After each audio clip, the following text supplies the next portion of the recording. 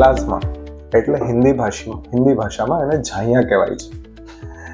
Normally લેડીઝમાં ખાસ કરીને જોવા મળતો આ રોગ આ ભાગમાં બ્રાઉન કલરના પિગમેન્ટેશનના લીધે ખૂબ બદનામ છે.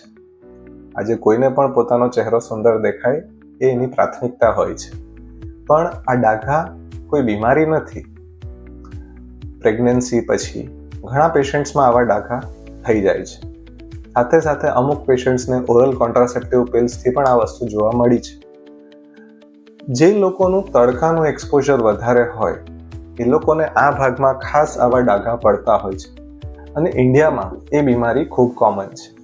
પણ બીજી તરફ આ બીમારી જ્યારે વિદેશોમાં ઓછી છે ત્યાં ચામડીના કેન્સરનું પ્રમાણ ખૂબ વધારે છે. એવું કહેવાય છે કે આ ડાઘા મેલાનિનના વધારે પડતા બનવાથી થતા હોય છે, અને એ ચામડીની પ્રકૃતિ પર આધારિત છે. તો જ્યારે પણ તમારી સ્કિન વધારે પડતું મેલાનિન આ ભાગમાં બનાવે છે તો એટલું સમજી લેજો કે તમારે જે તડકો લાગે છે, ભલે રોજના 10 જ મિનિટ હોય, પણ તમારી સ્કિન એના માટે ખૂબ સેન્સિટિવ છે.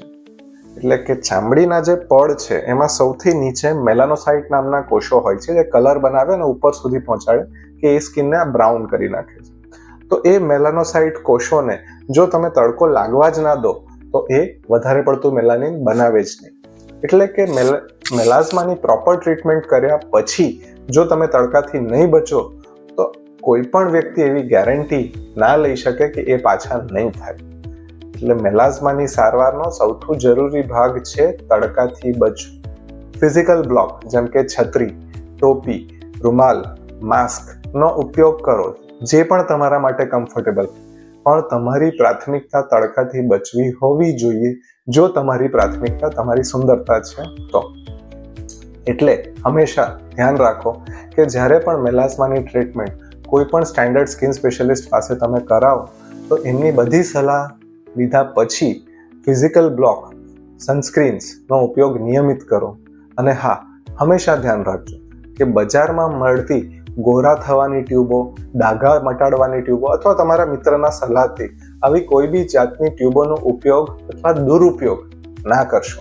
કારણ કે અમે જોઈએ છે કે આજે ઘણા બધા પેશન્ટ્સ આવી બધી ટ્યુબો વાપરીને ડૉક્ટર પાસે આવતા હોય છે. એના લીધે થાય છે એવું કે ઓક્રોનોસિસ નામની તકલીફ થઈ જાય, અને એ ઓક્રોનોસિસમાં ફરી એવા જ બ્રાઉન ડાઘા પડે છે, પણ જે પરમેનન્ટ હોય છે અને કોઈ બી સારવારથી મટતા નથી. એ જ રીતે ઘણા લોકો આના માટે લેઝર ટ્રીટમેન્ટને ખૂબ પ્રાથમિકતા આપે છે, પણ 80 થી 90% પેશન્ટ્સમાં એ મેલાઝમાની ટ્રીટમેન્ટમાં લેઝર ઉપયોગ જરૂર પડતો નથી, અને એ નોર્મલ વ્યવસ્થિત ટેબ્લેટ્સ, ક્રીમથી રિઝલ્ટ આપી રહ્યું છે. તો એવા કોઈક હાઈફાઈ એડવર્ટાઇઝમેન્ટના ચક્કરમાં ફસાઈને પોતાના પૈસા વેડફીને પોતાની ચામડીને નુકસાન થાય એવું ના કરશો.